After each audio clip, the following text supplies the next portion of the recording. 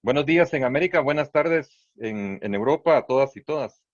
Mi nombre es Juan Francisco Soto y tengo el gusto de darles la bienvenida a la presentación del informe Basta ya de impunidad, ejecuciones extrajudiciales y represión en Nicaragua, ¿hasta cuándo?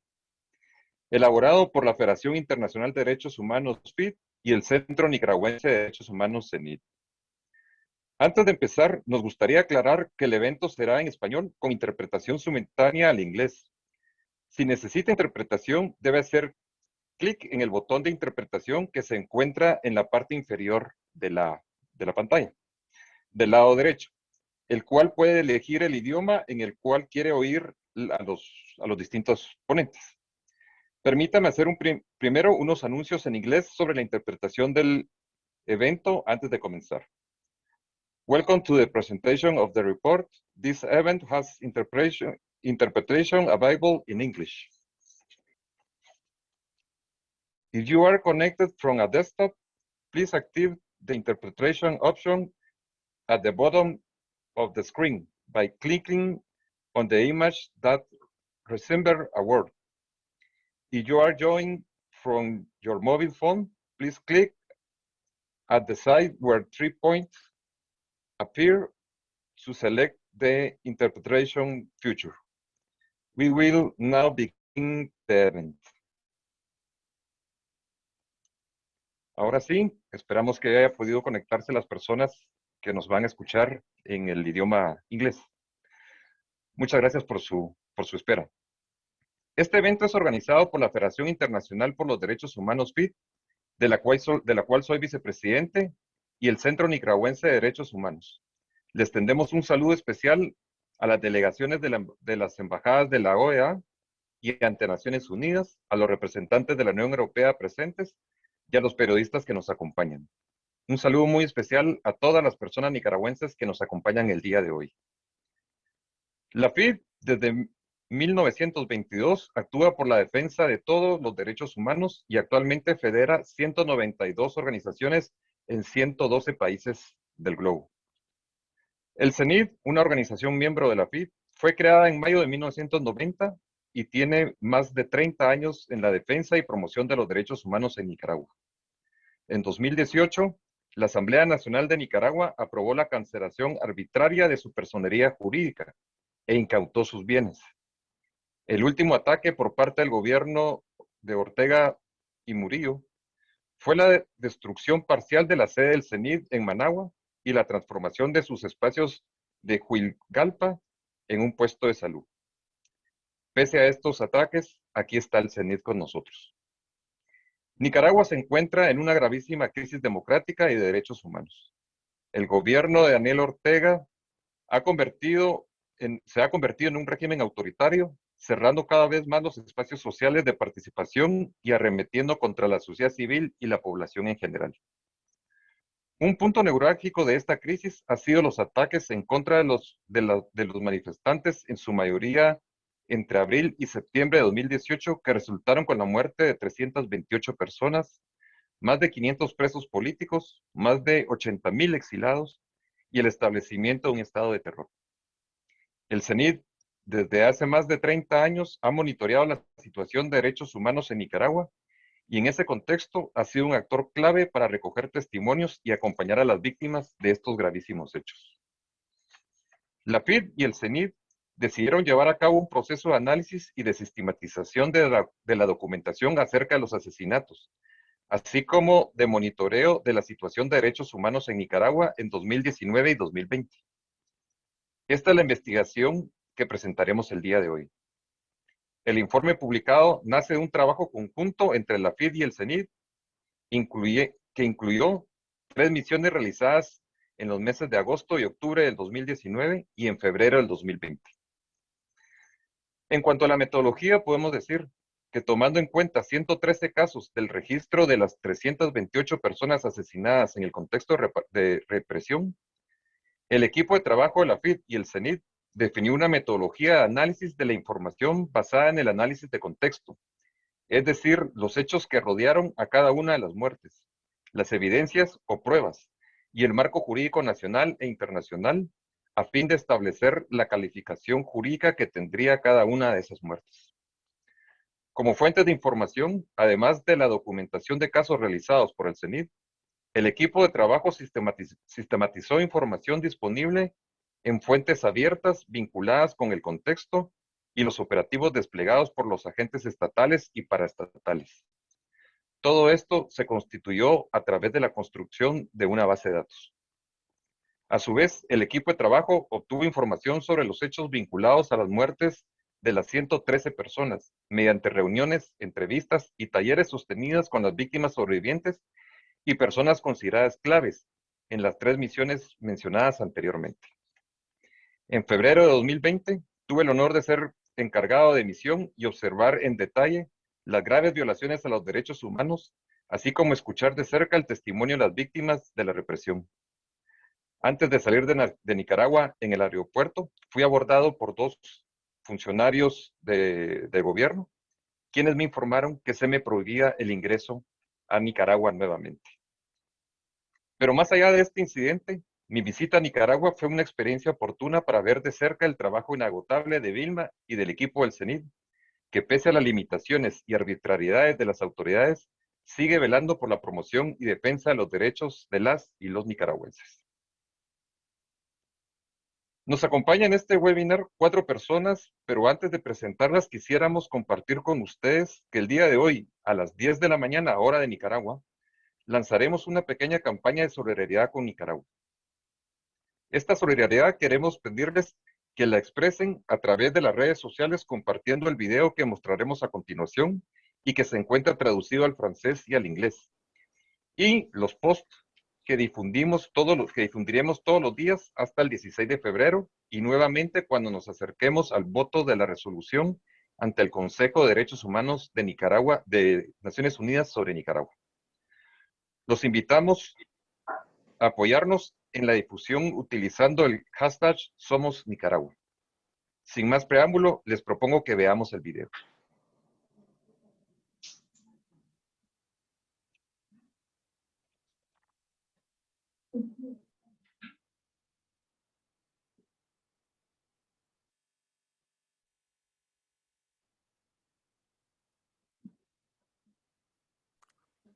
No se escucha.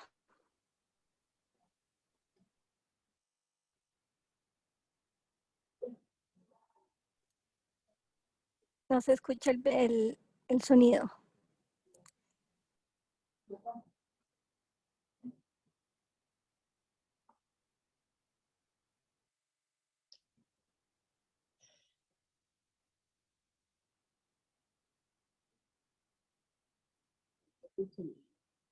Sí, le estoy diciendo.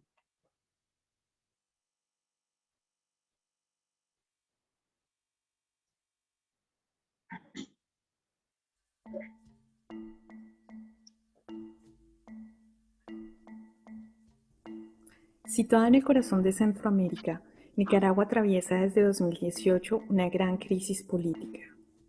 El clan presidencial Ortega Murillo, en el poder desde hace 15 años, es acusado de violaciones graves de derechos humanos y crímenes de lesa humanidad.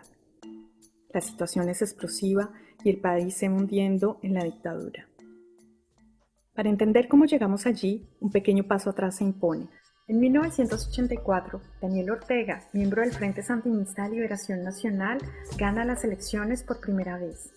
Pero estamos en plena Guerra Fría y los opositores al Frente Sandinista llaman al boicot, apoyados por Estados Unidos, quien teme el nacimiento de un país comunista.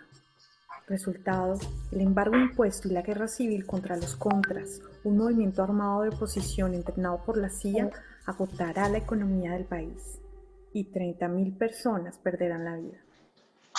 En 1990, Violeta Chamorro, miembro de la Unión Nacional Opositora, gana las elecciones contra Daniel Ortega. Abre el país a la economía liberal, provocando una importante regresión social.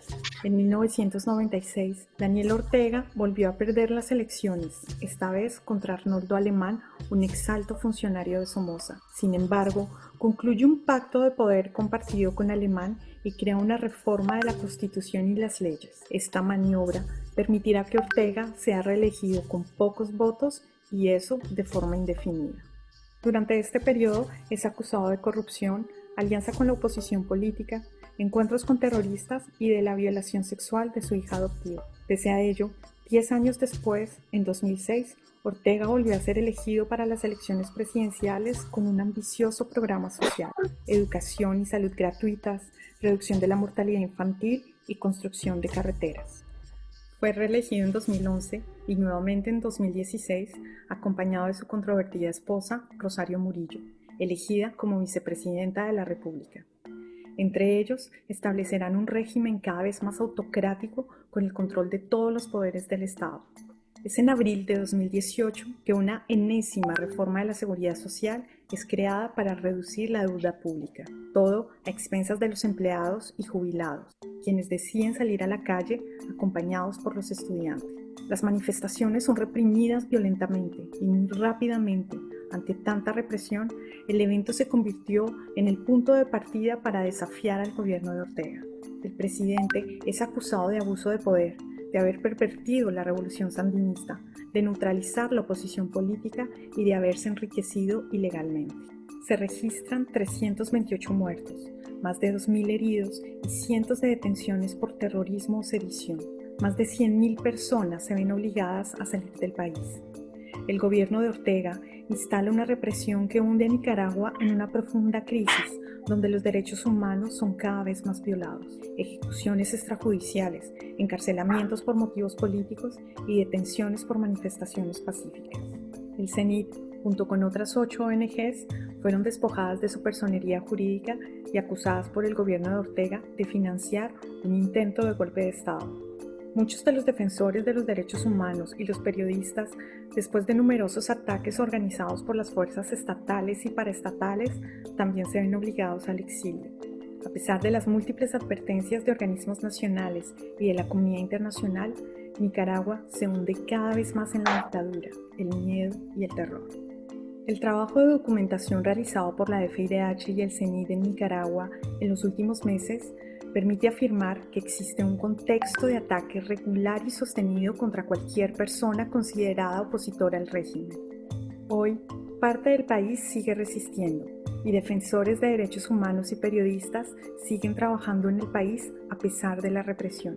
Pero para la población es cada vez más difícil expresarse libremente y el acompañamiento internacional está disminuyendo. Para que esta situación termine, la comunidad internacional no debe permanecer callada. La FIDH y el CENID continúan la lucha por el respeto de los derechos humanos, la liberación de presos políticos y por la justicia para las víctimas. Para que el país no se hunda más en una dictadura totalitaria, Nicaragua debe ser escuchada.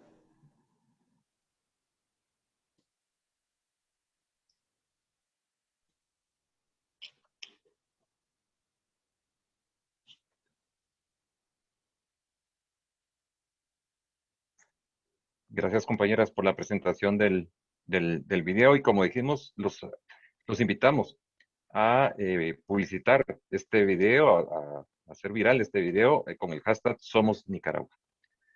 En este webinar nos acompañan 4 personas. La doctora Vilma Núñez, presidenta y fundadora del CENIT, y Jimena Reyes, directora de la FID para las Américas, quienes presentarán los hallazgos y conclusiones del informe Basta ya de impunidad, ejecuciones extrajudiciales y represión en Nicaragua, ¿hasta cuándo? También contamos con la presencia de Francis Valdivia, presidenta de la Asociación de Madres de Abril, AMA, Asociación de Madres y Familiares de las Personas Asesinadas por la Represión Estatal en Nicaragua. Finalmente, a través de un video, tendremos las palabras de Antonieta Urrejola, comisionada y relatora para Nicaragua de la Comisión Interamericana de Derechos Humanos. Los invitamos a realizar sus preguntas por escrito en la sección Preguntas y Respuestas. Ahí ustedes podrán escribir sus preguntas, las inquietudes que ustedes tengan para que nuestras distinguidas ponentes puedan responder sus preguntas al finalizar las presentaciones. Sin más, vamos a comenzar la presentación de los hallazgos y las conclusiones de este informe. Va a dar inicio con esta presentación la doctora Vilma Núñez, fundadora y presidenta del CENID, organización con más de 30 años de trabajo en la promoción y defensa de los derechos humanos, abogada especialista en Derecho Penal y Derechos Humanos. Durante 10 años fue vicepresidenta de la Federación Internacional de Derechos Humanos, Fue la primera mujer vicepresidenta de la Corte Suprema de Justicia de Nicaragua del 20 de julio del 79 al 30 de septiembre del 87. También ha publicado muchos estudios y ensayos sobre temas jurídicos, justicia, derechos humanos de las mujeres y sobre defensoras y defensores de derechos humanos. Vilma, te escuchamos. Muchas gracias, Francisco. Un saludo a todas y a todos. En esta exposición presentaré los elementos jurídicos y los patrones encontrados en el análisis de los hechos que permiten establecer que las muertes ejecutadas en el contexto de la represión iniciada en abril de 2018 son ejecuciones extrajudiciales y constituyen crímenes de lesa humanidad conforme al derecho internacional.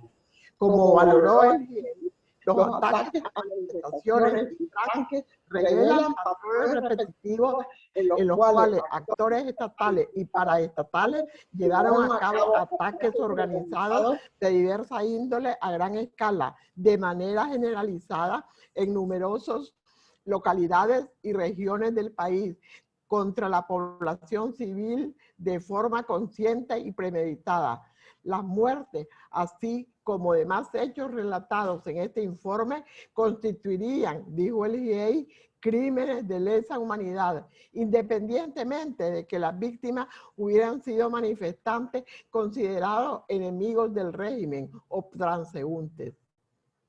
La Corte Interamericana de Derechos Humanos ha establecido que, frente a la vulneración del derecho a la vida por agentes estatales o paraestatales, surge la obligación del Estado de llevar a cabo una investigación seria y efectiva, sin hacer recaer el impulso de la investigación en la iniciativa de los familiares.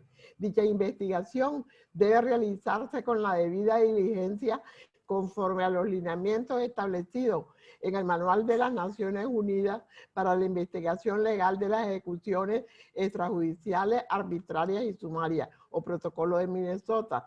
Nada de esto está cumpliendo el Estado de Nicaragua. Los 113 casos analizados permiten distinguir el despliegue de operativos diferenciados en dos ámbitos temporales. En el primero, del 18 de abril al 23 de septiembre, 33 personas de los 113 casos fueron ejecutados en ataques a manifestaciones, 27 en ataques a tranques, 32 en ataques focalizados y 15 en ataques indiscriminados. Sus nombres amparan estas cifras. El segundo periodo, del 24 de septiembre hasta la redacción del presente informe, evidencia el despliegue de operativos focalizados para agredir selectivamente a opositores políticos excarcelados y sus familias, defensores de derechos humanos y periodistas, entre otros. Lo anterior permite deducir que la actuación de los agentes estatales responde a un plan orientado a controlar, neutralizar y eliminar a las personas consideradas opositoras del régimen mediante generación de un contexto de terror generalizado que hoy se mantiene vigente. Los patrones que revelan la práctica de ejecución extrajudiciales fueron: el primero, la caracterización de la ciudadanía como enemigo interno. Aquí se ha incluido, además de militantes políticos, a un amplio sector de la población sin militancia o afinidad alguna, como las denominadas autoconvocadas, que se fueron sumando a las protestas ante la intensidad y dimensión de la represión, estudiantes que cuestionaban los liderazgos estudiantiles, periodistas que informaban sobre las manifestaciones, personal de la salud que brindó asistencia médica a los manifestantes heridos, integrantes de las iglesias y personas defensoras y organizaciones de derechos humanos, entre otras. Todos nos fuimos considerados enemigos. Estos crímenes se ejecutaron con posterioridad a las órdenes de Rosario Murillo, a militantes sandinistas y funcionarios públicos, calificando a los manifestantes como promotores del odio y del imperio que pretenden destruir la paz en la vida de nuestro país, dijo. De allí surgió la nefasta orden, vamos con todo.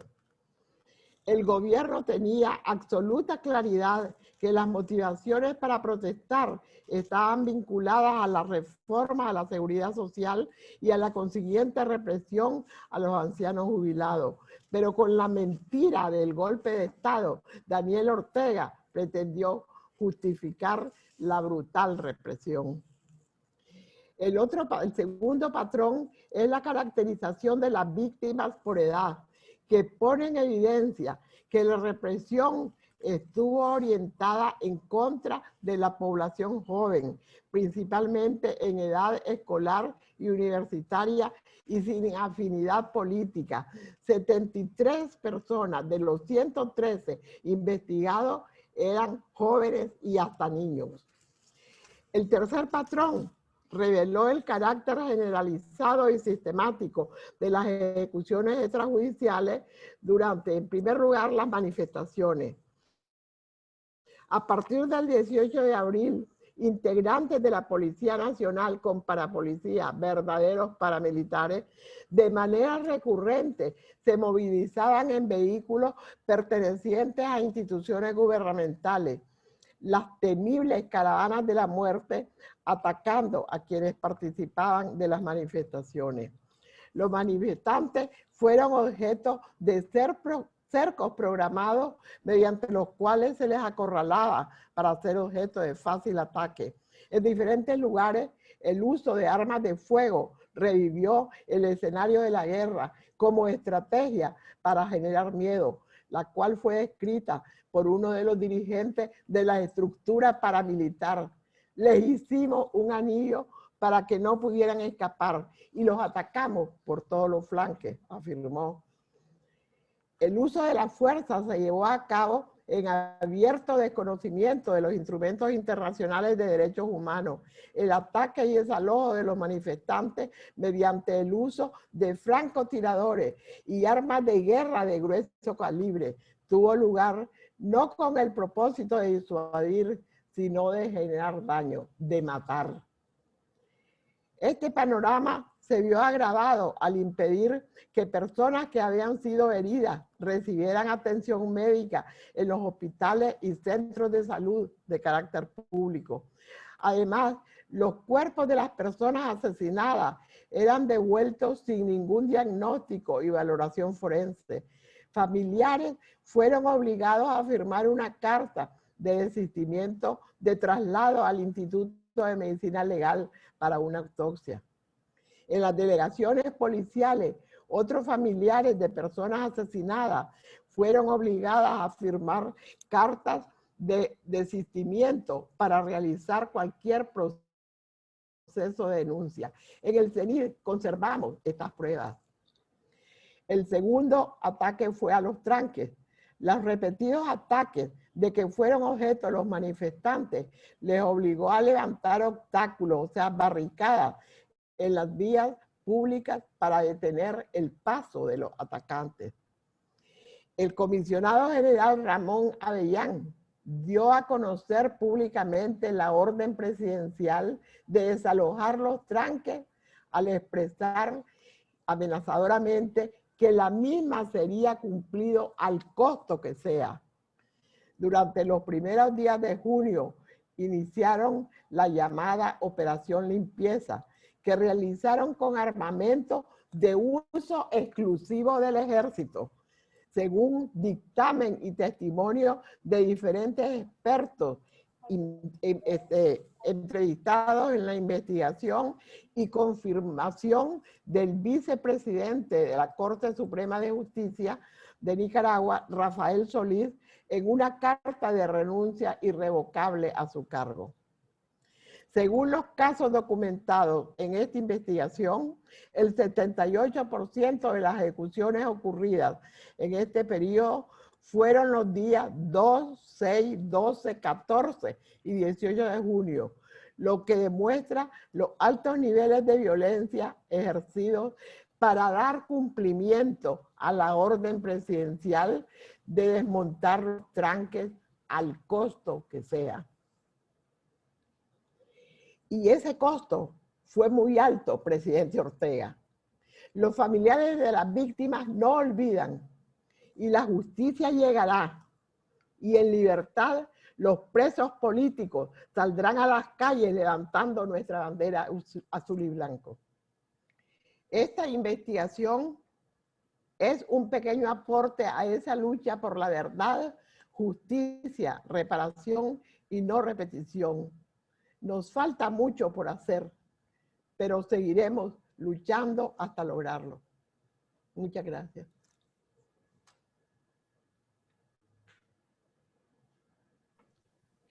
Muchas gracias, Vilma, por tu tan clara exposición de los hechos que sucedieron durante ese periodo reciente de la historia de Nicaragua, esos terribles hechos de graves violaciones de los derechos humanos. Ahora continuaremos con Jimena Reyes, directora para las Américas de la FID desde junio de 2003, abogada del Colegio de Abogados de París. Ha llevado a cabo investigaciones sobre derechos humanos en 17 países de América Latina y Norteamérica. También ha litigado ante el Sistema Interamericano de Derechos Humanos y presentado comunicaciones ante la Fiscalía de la Corte Penal Internacional. Es diplomada en King College, Berkeley of Law, del Pentagon Sorbonne y del Colegio de Europa.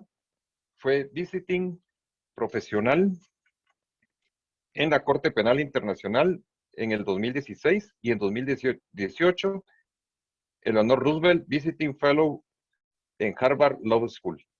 Te escuchamos, Jimena. Muchas gracias, Tancho. Muchas gracias a todos. Pues siguiendo con la presentación de nuestro estudio, entre abril y septiembre de 2018 murieron 328 personas. En realidad no murieron, sino fueron asesinadas. Como explicaba la doctora Núñez, hemos analizado de los 328 casos 113 y concluimos que estamos frente a ejecuciones extrajudiciales cometidas como crímenes de lesa humanidad. ¿Quiénes son los que mataron a estos 113 jóvenes? ¿Quiénes dieron la orden para que estos jóvenes fueran vilmente ejecutados en las calles de Nicaragua? ¿Cuáles son las estructuras y el carácter organizado que nos permite hablar de crímenes de lesa humanidad? Crímenes de lesa humanidad que, pese a la gravedad de los hechos, permanecen en la más absoluta impunidad. Estos son algunos de los temas que profundiza el informe y que presentamos hoy y que quisiera resumir durante esta presentación.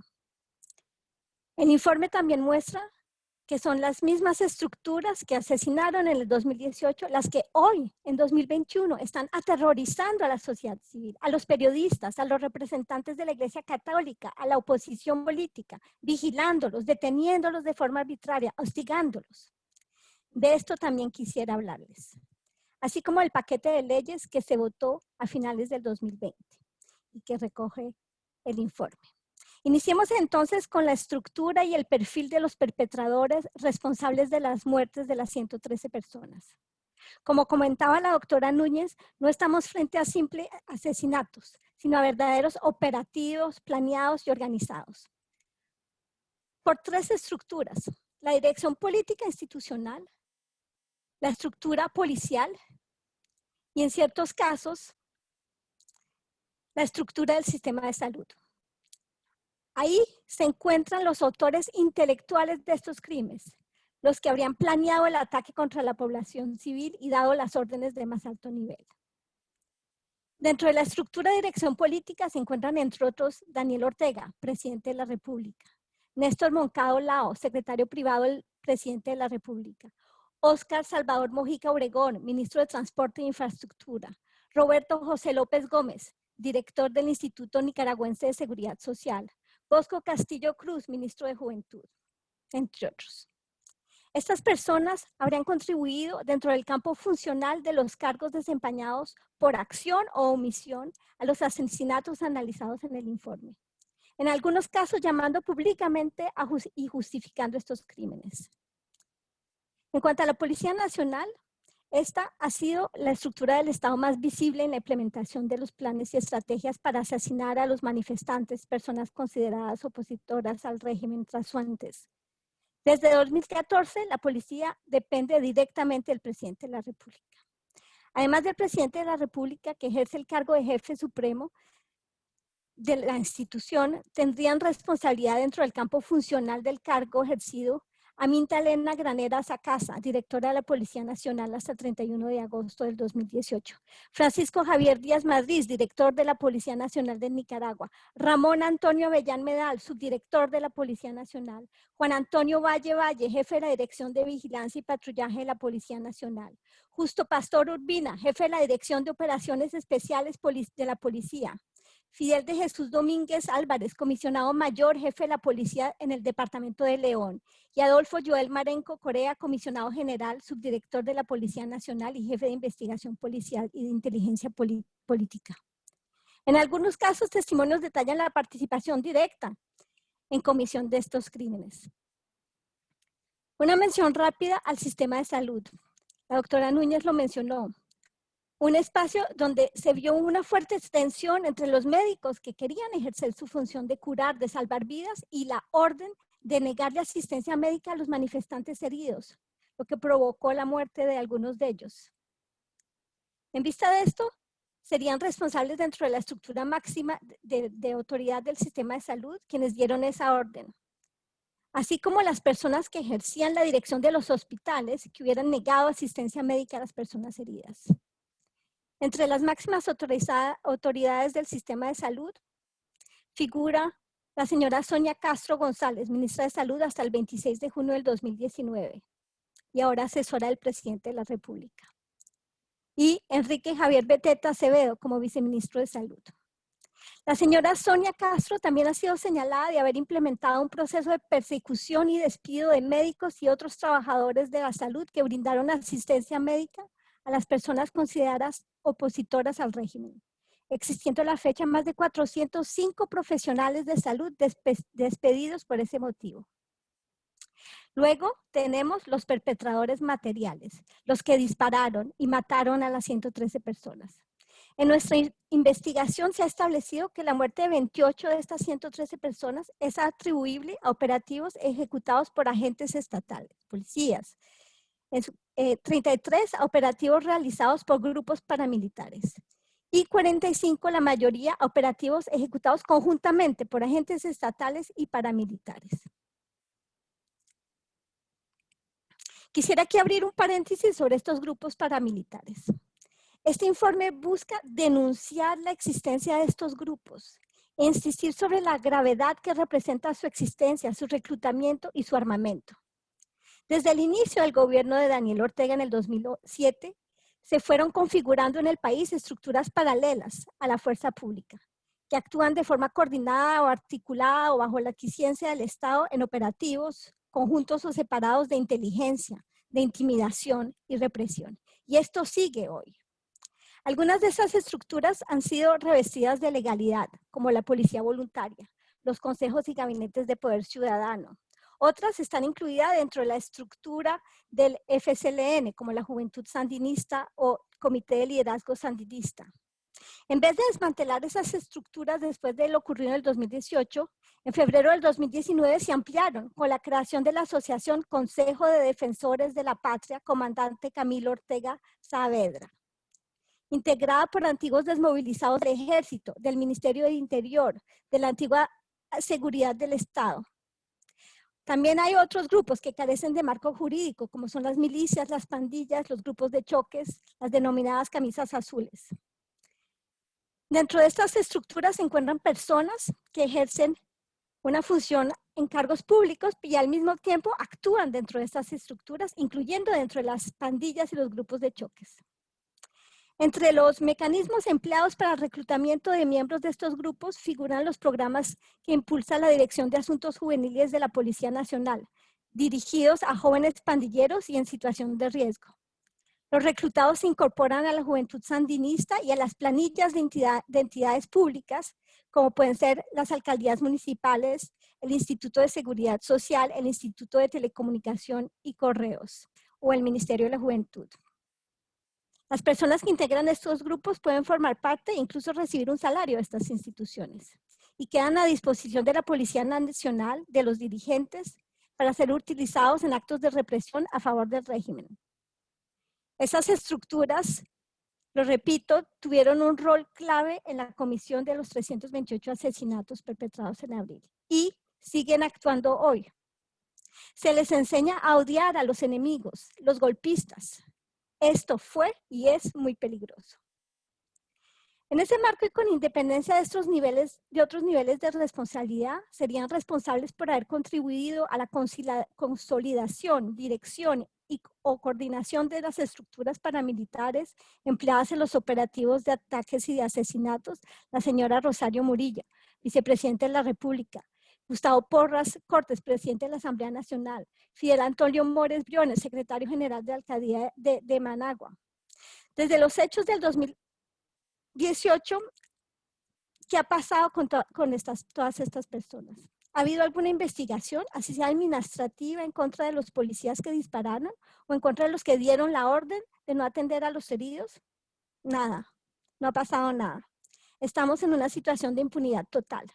Y la paradoja es ver al opuesto las detenciones arbitrarias de más de 100 presos políticos, las condenas a estos jóvenes manifestantes, a veces hasta más de 90 años de cárcel.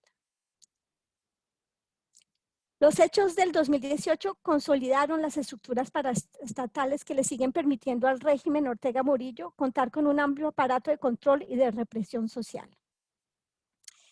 Y este es el segundo punto que quisiera abordar rápidamente. En el 2019 y en el 2020 hay un continuum de represión hacia los mismos supuestos enemigos, pero con estrategias diferentes.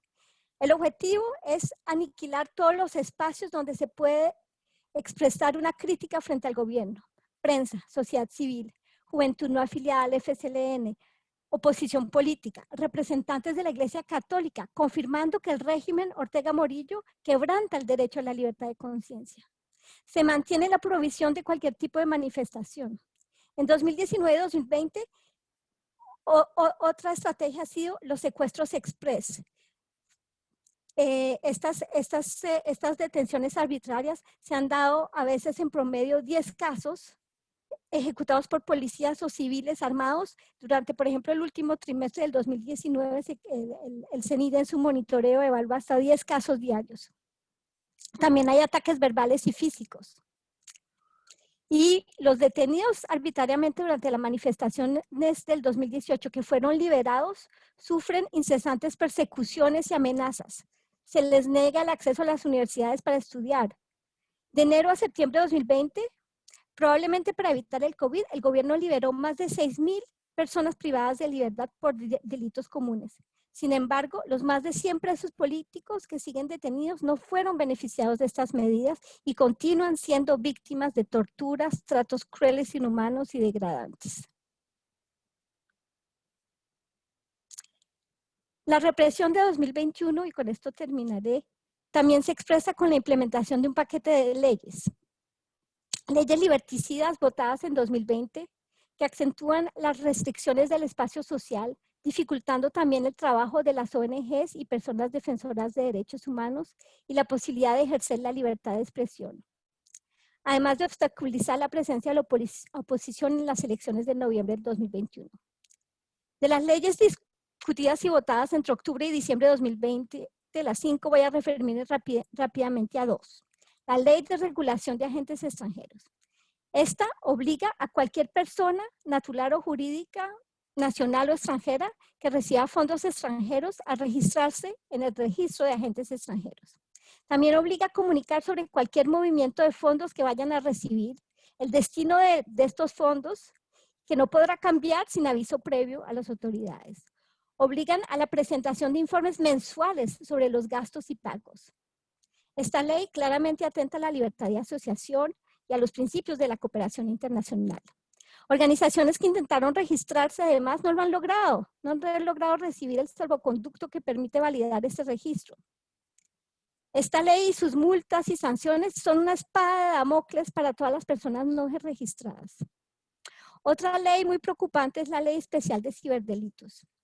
incurre en un error técnico que tiene una orientación política muy clara. El error consiste en englobar bajo la ley de ciberdelitos conductas que exceden esta noción. Se prohíben las publicaciones de informaciones falsas o tergiversadas que pueden causar temor y zozobra en la población, pero no se definen esos conceptos. Cuando uno sabe que el régimen Ortega Murillo, como lo han hecho populistas como Trump, de forma perversa estigmatizan a quienes llevan un discurso de verdad de los hechos a periodistas acusándolos de difundir noticias falsas, de ser golpistas enemigos, obviamente solo puede estar preocupado por esta ley que es en términos de libertad de expresión un gran peligro. Concluyendo, quisiera recordar que para nuestras organizaciones, la FIDH, el CENIT, consideramos que Nicaragua no podrá salir de la crisis actual si los crímenes de lesa humanidad que se cometieron por el régimen Ortega Murillo permanecen en la impunidad. La represión debe cesar y los presos políticos deben ser liberados inmediatamente. Al Estado y al señor Ortega queremos decir que si quiere mostrar un poco de voluntad de avanzar hacia una transición, es esencial desmantelar inmediatamente las estructuras que actúan de forma coordinada en estos ataques conjuntos que he descrito. Y una recomendación muy importante del informe va hacia el Poder Judicial nicaragüense. Debe rescatar, darle primacia al principio de independencia de la justicia. Esto es un pilar fundamental de la democracia. A la comunidad internacional, frente a la inaceptable posición tomada por el presidente Daniel Ortega de evitar el escrutinio internacional como una forma más de evadir su responsabilidad, es urgente que no abandonen a la población nicaragüense. Y concluyo con un mensaje de solidaridad hacia los nicaragüenses, hacia las familias en duelo desde el 2018, las familias que tienen un hijo, un hermano, una hermana detenida de forma arbitraria, hacia los que han vivido estos 2 últimos años y algunos aquí en Bruselas en el exilio. Decirles que la historia de América Latina del siglo XX nos muestra que hay luz al fin del túnel, hay justicia y verdad. Basta de la impunidad. Gracias.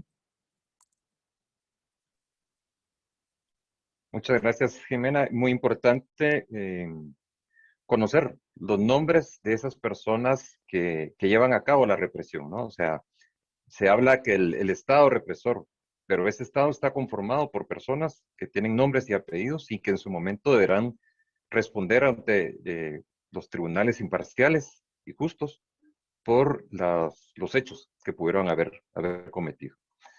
Vamos a continuar con estas presentaciones. Tengo el honor de presentar a Francis Valdivia, abogada y presidenta de la Asociación de Madres de Abril, Asociación de Madres y Familiares de las Personas Asesinadas por la Represión Estatal en Nicaragua. Francis Valdivia es hermana de Franco Valdivia, asesinado el 20 de abril del 2018 en Estelí. Te escuchamos, Francis. Buenos días a todos las personas que se encuentran escuchando este webinar. Soy Francis Valdivia Machado, hermana de Franco Alexander Valdivia Machado, estudiante universitario asesinado el día 20 de abril del año 2018 frente a la alcaldía de Estelí.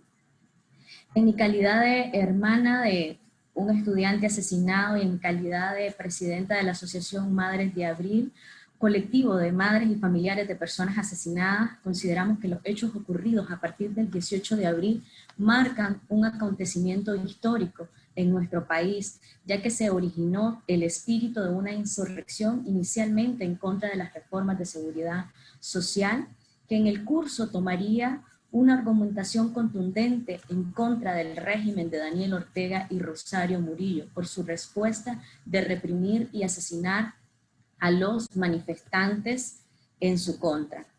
A medida que fueron transcurriendo los días, la lista de personas por el Estado de Nicaragua a través del gobierno de Daniel Ortega y Rosario Murillo fueron aumentando.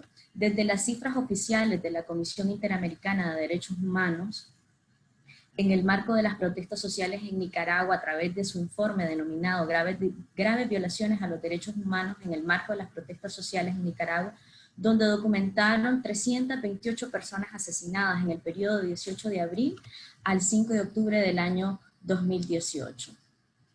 En el proceso de dolor, nosotras como familias y como nicaragüenses y en su conjunto el pueblo como tal, como país y la rabia y el dolor generalizado, decidimos organizarnos y buscar otras formas de vida, que por supuesto en el proceso nos ha dejado las pérdidas irreparables de nuestros familiares asesinados, el exilio, presos y presas políticas, pero seguimos buscando otras formas de vida, exigiendo en una misma voz la verdad, la justicia y democracia que tanto necesitamos como país, como nicaragüense. Por lo cual, en esta búsqueda, el 29 de septiembre del 2018, los familiares organizados de personas asesinadas decidimos constituir la Asociación Madres de Abril, colectivo de familiares y personas asesinadas, organizadas con 6 objetivos específicos. Buscar y exigir verdad, buscar exigir justicia, exigir el derecho a la reparación integral e incidir de manera efectiva en la construcción de la memoria, promover y defender activamente los derechos humanos. Estas demandas han sido y seguirán siendo hacia el Estado de Nicaragua, pues nuestras demandas no son demandas electorales y estas demandas se van a permanecer en la línea del tiempo, asuma el gobierno que asuma en nuestro país. Las demandas seguirán siendo hacia el Estado de Nicaragua. A lo largo de estos 34 meses de lucha, de resistencia y de crisis sociopolítica que se vive en Nicaragua, hemos venido experimentando distintas fases de represión propias de un Estado en crisis. Entre ellas, la represión jurídica que se enmarca en las reformas y creación de leyes que se inclinan a proteger al Estado a cualquier costo. Dicha acción es propia de cualquier Estado que se siente vulnerado o en peligro. Este tipo de represiones jurídicas se aplica en todo momento y en cualquier Estado, tanto de izquierdas, centros o como derechas, cuando se sienten amenazados, y de esto nos llenamos de ejemplos desde los estados más democráticos hasta los más autoritarios. En ese sentido, nosotros hemos venido experimentando estas fases de represión, pero en este caso queremos hacer mención y enfocarnos exclusivamente en el rol que ha tenido el Poder Judicial de Nicaragua a través del Ministerio Público. El próximo 27 de febrero se cumplen 33 meses desde que el Ministerio Público emitió un comunicado donde iban a realizar las diligencias encaminadas a investigar todos los hechos ocurridos a partir del 18 de abril.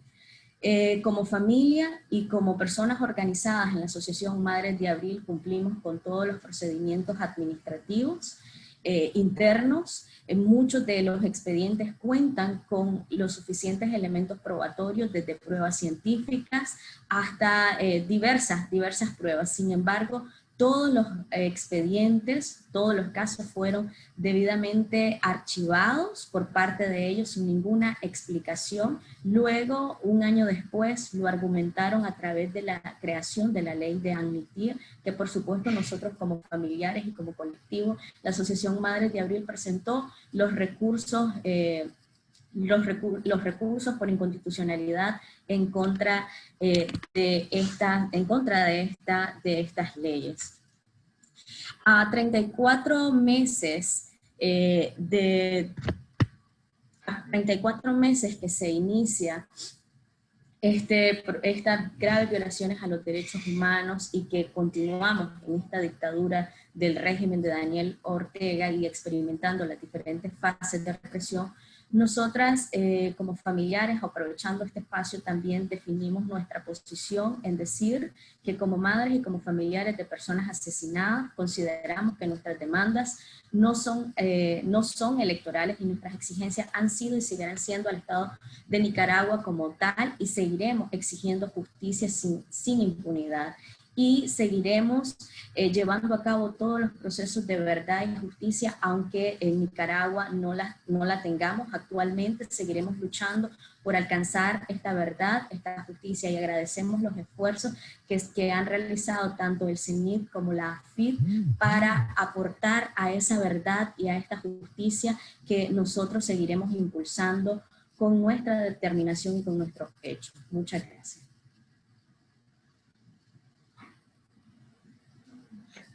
Muchas gracias, Francis. Toda la solidaridad de las diversas organizaciones de derechos humanos, no solo de Nicaragua, de Centroamérica, de América Latina, toda la solidaridad de las organizaciones en Europa, en Estados Unidos, en esa lucha que ustedes llevan. Y como tú bien has dicho, si algo nos ha enseñado la historia, bien decía Jimena, es que tarde o temprano se logra alcanzar la justicia. Esto definitivamente no es posible sin la participación de ustedes, de más que víctimas, sujetos de derecho que exigen que se cumpla con el sagrado derecho a la justicia en nuestros países. Vamos a continuar con ya la última presentación de nuestro foro. Vamos a pasar el video, como ya habíamos mencionado antes, de Antonia Urrejola Noriega, comisionada y relatora para Nicaragua de la Comisión Interamericana de Derechos Humanos, también relatora sobre los derechos de los pueblos indígenas. La comisionada Antonia Urrejola Noriega fue elegida el 21 de junio de 2017 por la Asamblea General de la OEA para un periodo de 4 años que inició el 1 de enero del 2018 y finaliza el 31 de diciembre del 2021. Es abogada de la Universidad de Chile con postítulo en Derechos Humanos y Justicia Transicional. Los invito a que escuchemos el mensaje que la comisionada nos deja en este foro. 3. Bien, bueno, en primer lugar quiero saludar a todos y todas las presentes, un saludo muy especial a la Federación Internacional por los Derechos Humanos y su organización miembro en Nicaragua, al Centro Nicaragüense por los Derechos Humanos, nuestro querido CENIT. Un especial saludo especialmente a doña Vilma y todo su equipo. Una vez más reconocer la gran labor que hace el CENIT en Nicaragua, a pesar de todos los obstáculos que van enfrentando día a día. Recientemente hemos visto cómo, cierto, fueron atacados las instalaciones, cómo han perdido la personalidad jurídica hace 2 años atrás, y el hostigamiento sigue permanentemente, y a pesar de aquello, el CENIT sigue trabajando con las víctimas de derechos humanos, sigue documentando, situación que es fundamental para un futuro, para la memoria, verdad y justicia en Nicaragua. Quiero saludar a todas y todos los presentes, y muy especialmente saludar a todos y todas las nicaragüenses que hoy día nos escuchan. Quiero comenzar felicitando el exhaustivo trabajo que ha hecho la Federación Internacional de Derechos Humanos junto con el CENIT, y quiero concentrarme en esta presentación en cómo en este informe se destacan varios valores agregados que permiten identificarlo como un aporte extraordinario a la obtención de verdad y justicia en Nicaragua. Quisiera destacar, bueno, son muchos los aspectos que uno pudiera destacar de este informe, pero quisiera destacar 2 aspectos fundamentales del enorme valor de este trabajo que hoy día se presenta. En primer lugar, creo que es el más comprensivo esfuerzo hecho hasta ahora desde la sociedad civil de determinación histórica de los hechos de la crisis de derechos humanos en Nicaragua, es decir, aquella iniciada por la represión estatal violenta de las protestas de abril del 2018. Por otra parte, se constituyen una herramienta útil para avances específicos en la obtención de verdad y justicia para casos específicos de violaciones a los derechos humanos. Afirmo que este trabajo tiene unas características comprensivas que son un aporte a la lucha por la verdad. Este aporte es único en el contexto del trabajo realizado, no solo por las organizaciones de la sociedad civil locales e internacionales, sino incluso por el desplegado por parte de las organizaciones internacionales, tanto del sistema interamericano como del universal. Es un trabajo comprensivo en primer lugar, porque si bien se concentra en la descripción de la crisis de derechos humanos ocurrida en Nicaragua, tiene en cuenta sus causas y contexto histórico. La referencia particular al contexto político, que desde la década del 90 permitió que se sentaran las bases y condiciones sin las cuales no se puede entender apropiadamente el modo en que se ha desenvuelto la crisis de derechos humanos en Nicaragua, constituye un aporte particular a la lucha por la verdad. El informe nos recuerda que el desarrollo de la crisis de derechos humanos que ha sufrido el pueblo de Nicaragua, en que las estrategias represivas del Estado se han desplegado sin ningún contrapeso institucional, solo pueden entenderse a partir de los acuerdos políticos producidos en la década de los 90 en Nicaragua entre el actual oficialismo y el oficialismo de entonces. El despliegue de contingentes civiles que han colaborado activamente con la represión de las voces opositoras solo son posibles de entender a partir de un proceso en que las estructuras del Estado han llegado a cumplir funciones de reclutamiento y coordinación de contingentes políticos oficialistas. La sistemática criminalización de manifestantes y líderes sociales y políticos y la perpetuación de la impunidad por graves violaciones a los derechos humanos solo es posible de entender apropiadamente si se tiene en cuenta, como lo hace el informe, que las fuerzas políticas oficialistas han cooptado el Poder Judicial, el Ministerio Público y otras instituciones del Estado en un proceso muy anterior a la crisis que hoy presenciamos. Lo mismo ocurre con la falta de independencia, ya documentada internacionalmente, de la institución nicaragüense de derechos humanos y su consiguiente pasividad frente a las graves atropellos a la dignidad humana que han ocurrido en la crisis. O con la actividad legislativa de la Asamblea Nacional, que ha funcionado como un engranaje más de un dispositivo represivo controlado desde la cúspide de la autoridad estatal. Nada de esto puede entenderse sin el repaso que el informe hace de sus antecedentes y el contexto político institucional. En este mismo sentido, el trabajo que hoy se nos presenta resulta ser comprensivo en el sentido que probablemente sea también el más actual. En eso resulta ser un aporte fundamental a otros trabajos que han hecho revisiones cronológicas o temáticamente parciales, como aquellos relativos a los asesinatos rurales o la intensa represión letal desplegada durante el 2018. El informe que hoy se publica abarca desde las causas mismas de la crisis hasta sus últimos desenvolvimientos. El informe nos permite tener una visión general de cómo la crisis se ha desplegado desde el 2018, de cómo se pueden identificar etapas que a su vez dejan ver la implementación de designios y estrategias estatales bien definidas y organizadas. Es así como el informe nos termina haciendo presente que en los albores del año electoral que se inicia en Nicaragua, el Estado ha aprobado una batería de leyes muy presumiblemente destinadas a legalizar el acallamiento de voces opositoras que pudieran ser un desafío del oficialismo en este contexto. Esta parte del trabajo que nos presenta la Federación y el CENIT no es entonces solo un análisis de interés académico o politológico, sino un aporte concreto al establecimiento de la verdad en su dimensión colectiva, una de las dimensiones esenciales del derecho a la verdad, como pilar fundamental de la justicia transicional, tal como se ha ido desarrollando en el sistema interamericano de derechos humanos. Como decía, el segundo aporte que claramente se identifica en el informe es que permite ser un avance específico en la lucha por la verdad y la justicia, ahora también desde su perspectiva individual, lo que abarca la determinación de responsabilidades y eventuales sanciones penales. El informe de alguna suerte se desdobla y se vuelve a las víctimas concretas. Así, junto con ofrecernos un análisis de las causas de la crisis, junto con describirla desde el 2018 hasta la actualidad, retorna a las víctimas mismas de las ejecuciones extrajudiciales y las identifica, registra y analiza sus casos, y con ello pasa a un segundo registro que resulta ser un aporte formidable a la situación de derechos humanos en Nicaragua. La perspectiva técnico-jurídica de identificar estas ejecuciones extrajudiciales como delitos de lesa humanidad, además, amplía las posibilidades de litigio hacia campos aún inexplorados desde la situación de la crisis de derechos humanos en Nicaragua hasta el momento, como por ejemplo el inicio de procesos basados en la regla de jurisdicción universal o el aumento de casos ante el sistema de peticiones del sistema interamericano. Esto además en consonancia con el propio informe que elaboró el GIEI de Nicaragua.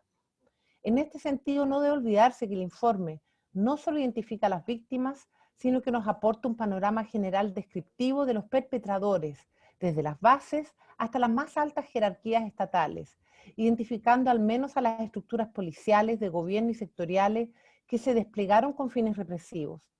En la investigación de graves violaciones a los derechos humanos, la identificación de estas estructuras resulta ser de la mayor utilidad en la determinación de los patrones y responsabilidades. Sin duda, este informe viene a ser otro gran aporte en esta materia, junto con el informe del GIEI. Adicionalmente, la identificación de las 113 personas asesinadas y el análisis de sus casos es en sí mismo un acto de memoria y al mismo tiempo de reparación para sus familias. La identificación, registro y análisis de los casos específicos de ejecuciones extrajudiciales le pone nombre, apellido, historia personal y contexto familiar a la crisis de derechos humanos. Con ello ofrece una dimensión de la gravedad de la represión en la vida humana. Esas historias, esa gravedad y ese impacto son la base de lo que en nuestra región se ha llamado el nunca más. La vuelta a las víctimas es entonces un acto de verdad, de memoria, de reparación y la base de las medidas de no repetición. En suma, estamos frente a un informe que hace un aporte extraordinario a la causa de la verdad y la justicia en Nicaragua. Creo que no peco de excesiva audacia si afirmo que la Comisión de la Verdad o entidades similares que se creen en un futuro y que trabajen en los contextos de justicia transicional en Nicaragua tendrá entre sus materiales inevitables de consulta el informe que hoy se publica. Muchas gracias.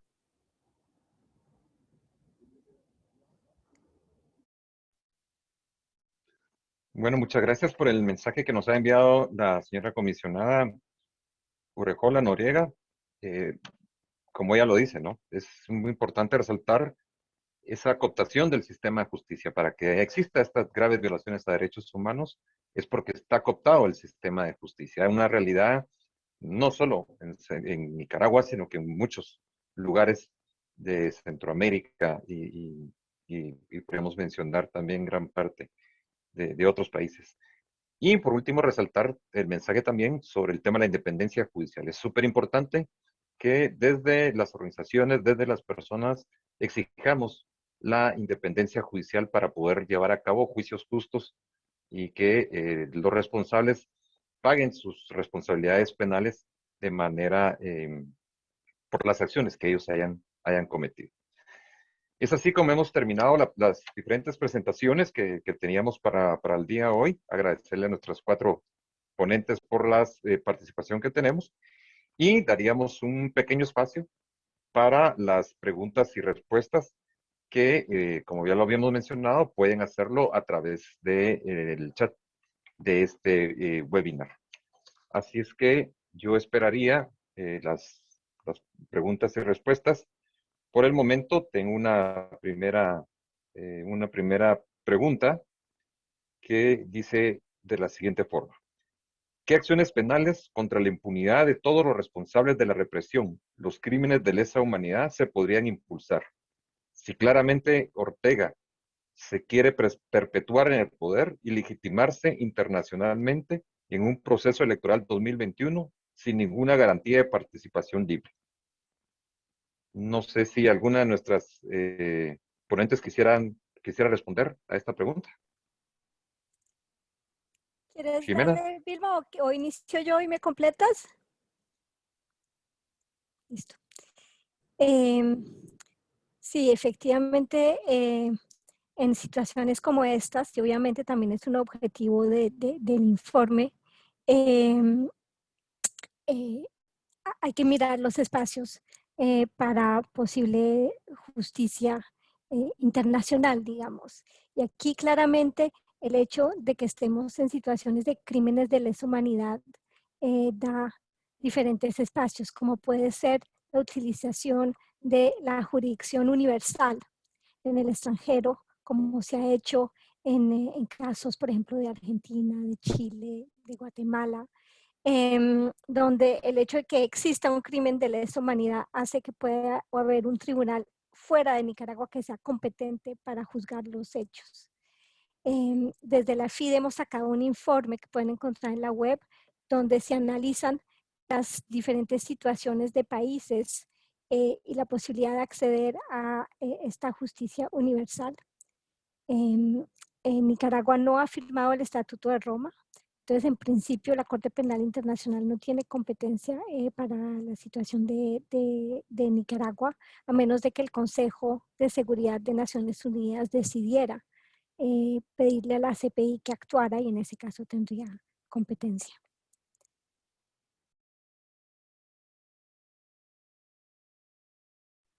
El micrófono, tienes que prender el micrófono. Yo quisiera completar un poquito lo de el planteamiento completo de Jimena en contestación a la pregunta. Definitivamente nosotros como nicaragüenses no quisiéramos llegar o esperar hasta que tengamos que buscar la justicia a nivel internacional. Nosotros quisiéramos que se impulsara definitivamente en Nicaragua la posibilidad precisamente del fin de este gobierno, de este Estado represivo, para que se recobre la institucionalidad del Poder Judicial, que se convierta, que lo podamos convertir en un Poder Judicial independiente y que sean definitivamente las instancias nacionales del Poder Judicial Nacional el que juzgue. Definitivamente eso sería lógicamente lo mejor. Sin embargo, no podemos estar esperando esa posibilidad con todas las situaciones y todos los tropiezos que ya se conocen.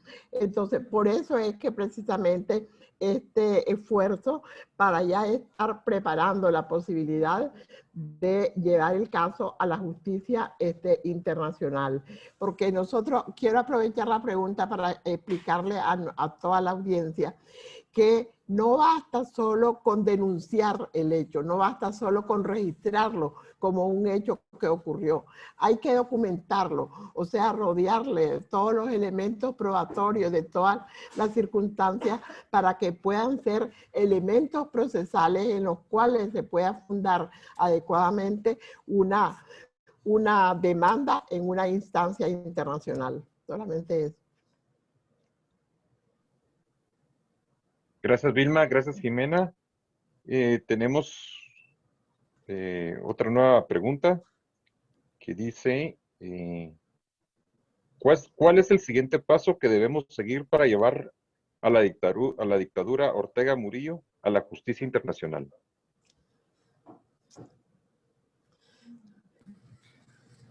Pido la palabra. Dale, Adelante, Francis. Partir con el tema de la organización es clave en este proceso, la organización en todos los espacios posibles, la documentación y luego pues como definir las diferentes rutas, activando el sistema interamericano, activando la justicia universal y no despegarnos nunca de la justicia interna, que lo que mencionaba la doctora Vilma, recobrar de alguna manera, si es posible, esa institucionalidad. Para ello deberán de crearse, deberán de promoverse diferentes acciones. Una de ellas es como lo debería ser una verdadera comisión de la verdad, la creación de una fiscalía especial con la participación y aprobación de los diferentes grupos. En este caso, obviamente, cuando nosotras como colectivo de familiares de personas asesinadas hemos mencionado la participación nuestra en estos espacios, no nos referimos a que nos interese ser las personas que vayamos a investigar. Lo que nos interesa es definir los periodos, definir quiénes serán las personas y cosas como bien específicas que obviamente nosotras hemos venido trabajando a lo largo de estos 34 meses, a pesar de las diferentes represiones que hemos tenido. Pero básicamente es eso, organizarse y definir como esas acciones que se van a realizar e ir en esas tres líneas. Esas tres líneas definidas, el sistema interamericano, la justicia universal y la justicia interna, van vinculadas una de la otra totalmente.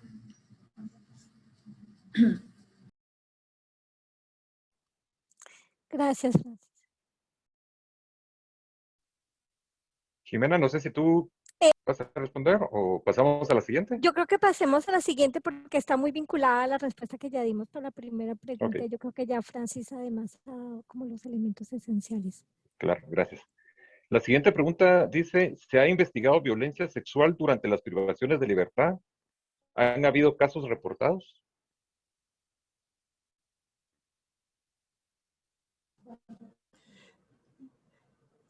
Sí. En en el informe o en la investigación que hemos presentado el día de hoy, solo se tienen referencias sin profundizar sobre ese aspecto. Sin embargo, nosotros hemos anotado las diferentes investigaciones y las diferentes denuncias, que incluso algunas tenemos en nuestro poder, en el registro, en el CENID, de las situaciones que en ese aspecto se han dado. Creemos nosotros que hasta este momento, independientemente de todo lo que está en proceso de concretarse, lo más completo que ha salido sobre este aspecto macabro y terrible de lo que ha sido la tortura en Nicaragua, porque no se puede catalogar de otra manera, fue precisamente el juicio el Tribunal de Opinión que funcionó en Costa Rica, encabezado por la Fundación ARIA, y que documentó efectivamente, creo que 18 casos muy, muy concretos de violaciones sexuales cometidas en cautiverio o cometidos en otras circunstancias por las fuerzas represivas del gobierno. Como le decía al finalizar esta investigación, nos hace falta mucho por hacer. Esto prácticamente, como ustedes lo han dicho, es como el inicio de un trabajo así como muy sustentado, muy soportado, porque reitero, y este es un llamado a todos los que nos están escuchando, no basta con denunciar, no basta con que se proyecte mediante la denuncia pública en los medios. Es necesario y absolutamente importante documentar los casos, establecer con pruebas, por mucha credibilidad que tengamos, que tengan las víctimas y sus familiares en permanente lucha ante las instancias internacionales, estas no se abren y estas no se logran, si no se logra documentar bien procesalmente los hechos que se están denunciando. Así es que un trabajo de hormiga, un trabajo a veces tedioso y a veces muy, muy difícil, porque a veces uno siente que está cayendo en un proceso de revictimización en contra de la persona que se ve obligada o que ve como una necesidad de volver a contar y volver a vivir todo lo que le pasó.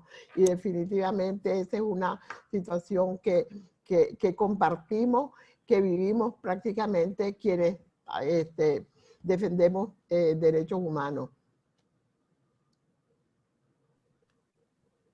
Muchas gracias, Vilma, por tu respuesta. Y tendríamos una última pregunta y con esto cerraríamos el espacio de preguntas y respuestas. Dice la pregunta, ¿cómo se puede apoyar este esfuerzo para conseguir justicia?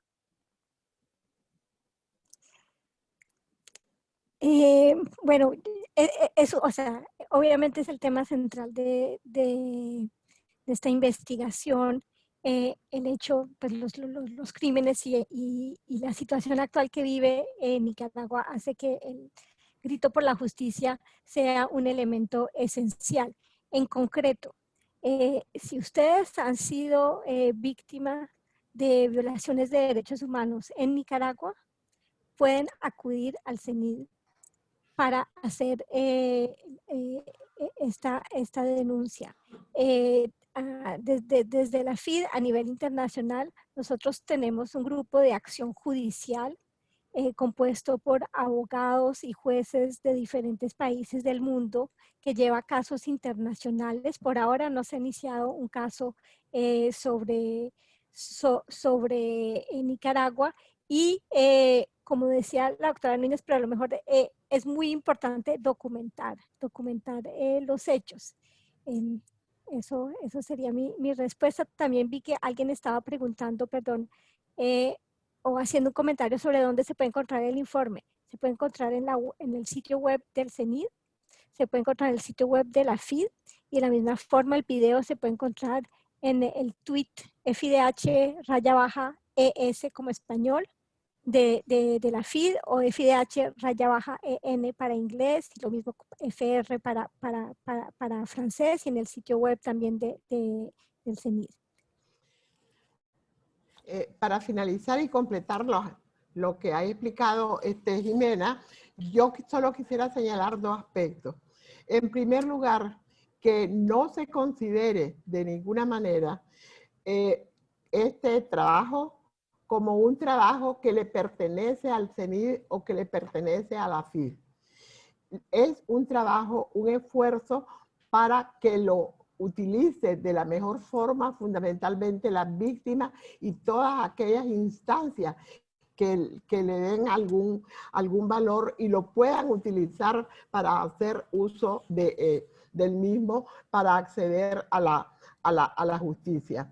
Sin embargo, pienso también que definitivamente yo quiero que esto nos sirva en este momento en que en Nicaragua definitivamente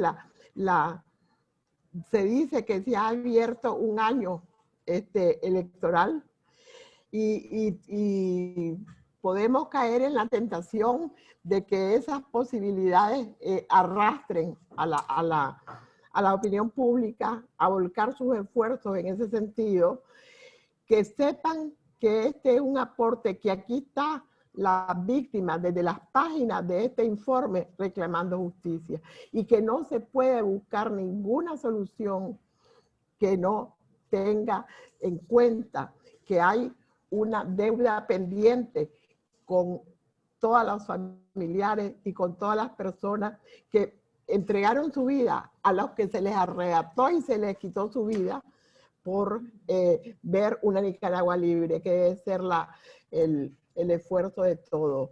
Pero yo quiero también, pienso que aquí no podríamos nosotros terminar de hacer esta presentación sin hacer un agradecimiento público, con toda la sinceridad, con todo lo que vale al acompañamiento a nivel internacional. Bueno, aquí tenemos una muestra, como lo es, por ejemplo, con el acompañamiento que nos ha dado a esto y el que se ha involucrado directamente la Federación Internacional de Derechos Humanos. Pero yo quiero referirme o extender este agradecimiento precisamente al Sistema de Protección Internacional de Derechos Humanos, el aporte invaluable que va más allá de documentar casos, de establecer cuál es la realidad que se vive en el país, de la Comisión Interamericana de Derechos Humanos, del Sistema Interamericano, que ha puesto, por ejemplo, al servicio de la situación, de resolver la situación de Nicaragua, todos los mecanismos novedosos con que el sistema interamericano ha avanzado y ha puesto a disposición de las víctimas de Nicaragua. Nuestro agradecimiento eterno. Sé que ellos están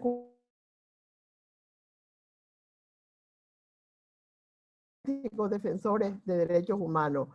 Sé que a veces les resulta incómodo que uno les diga gracias, pero no les podemos decir de otra forma. Gracias por cumplir con su responsabilidad a cabalidad.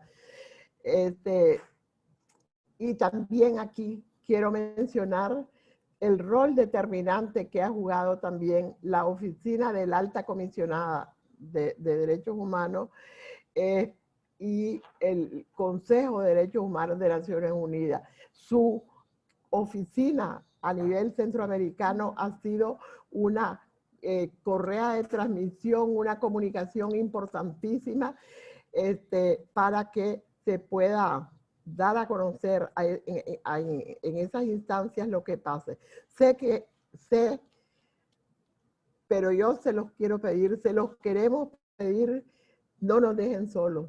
No es la primera vez que se los pedimos. Síganos acompañando. Nosotros esperamos no fallar. No vamos a fallar hasta donde podamos, pero necesitamos y es imprescindible el acompañamiento de ustedes. Yo quisiera simplemente también agradecerle a todos los oyentes, a las más de 80 personas que nos acompañaron y nos siguen acompañando ahora. Muchas gracias.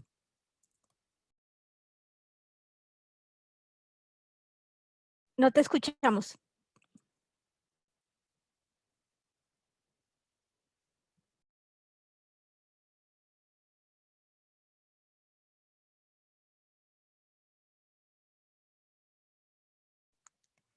Esas son las maravillas de Internet. Estamos todos en diferentes países del mundo. Juan Francisco Soto en Guatemala, Nicaragua. A ver, sí, ahora sí.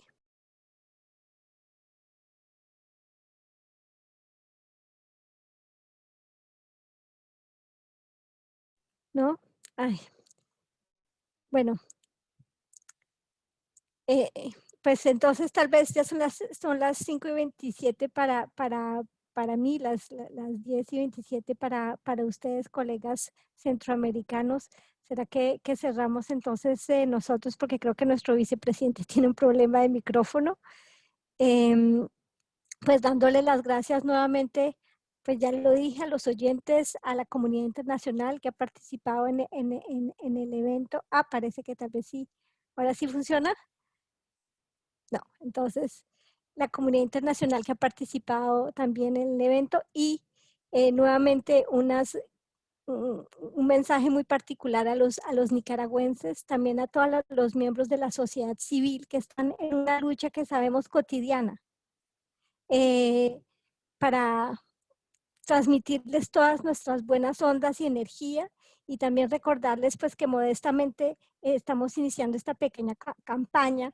Se trata de transferir, compartir este video y los posts, que son posts relacionados con el anhelo para la democracia, para la justicia de la sociedad nicaragüense. Y tal vez con eso, si Pancho no ha recobrado, cerramos de mi lado, y tal vez si Vilma quieres decir unas palabras y cerramos, pero creo que tenemos un problema de micrófono.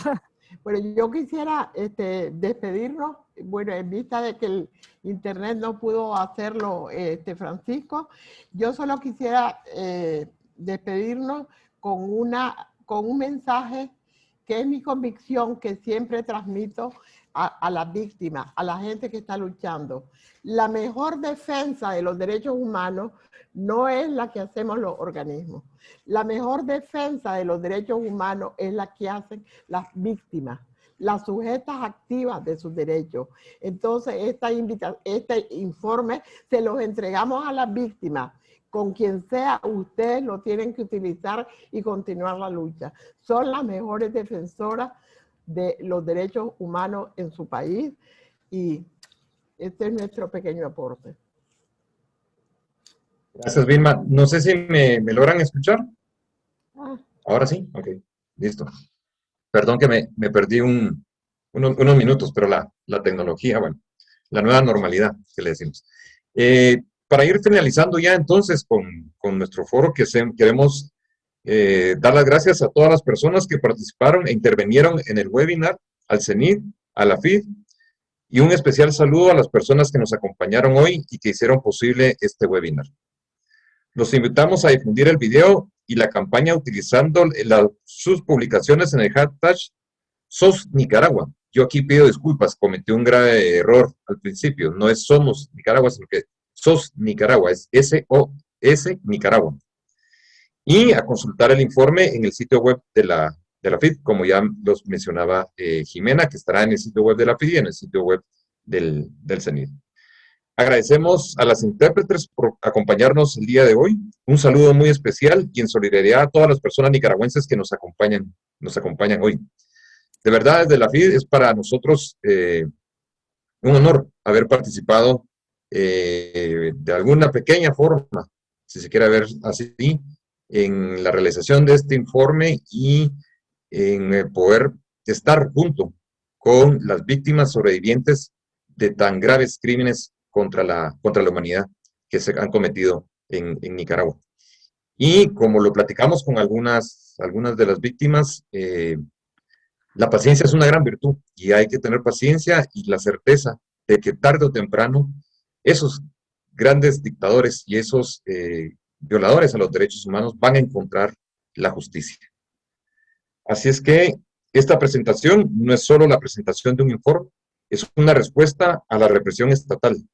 Un trabajo invaluable que también muestra que la sociedad civil nicaragüense, las organizaciones y personas de derechos humanos, y sobre todo la población en general, no se callará y que sigue en pie de lucha por la defensa de los derechos humanos. Y cierro con una frase célebre del CENID que dice: derecho que no se defiende es derecho que se pierde. Muchas gracias a todas y todos y esperamos consulten el informe. Gracias, buenos días en Gracias. buenas tardes en Europa. Gracias, muchas gracias, Francis, por tu aporte y testimonio. Muchas gracias a todos.